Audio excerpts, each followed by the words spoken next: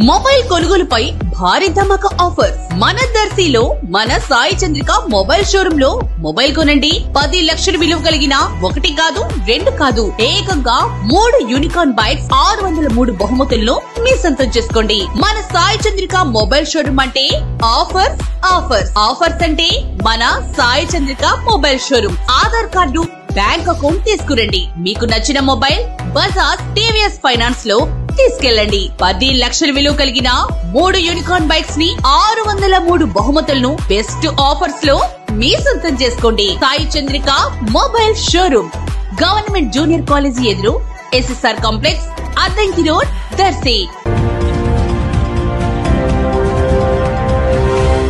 మన దర్శి వార్తలు ప్రేక్షకులకు నమస్కారం. వార్తలు సమర్పిస్తున్నది మీ గంగిశెట్టి రామస్వామి.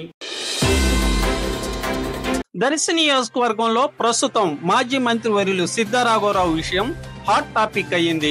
ఈ నెల 27వ తేదీ సిద్ధారాఘవరావు టీడీపీలో చేరుతున్నారనే సమాచారం నియోజకవర్గంలో గుప్పమంటుండగా ఈ రోజు మంగళవారం సాయంత్రం 4 గంటలకు తాడేపల్లిలో ముఖ్యమంత్రి జగన్మోహన్ రెడ్డితో సిద్ధారాఘవరావు కలిసేందుకు తాడేపల్లి చేరుకున్నట్లు స్పష్టమైన సమాచారం తెలిసింది.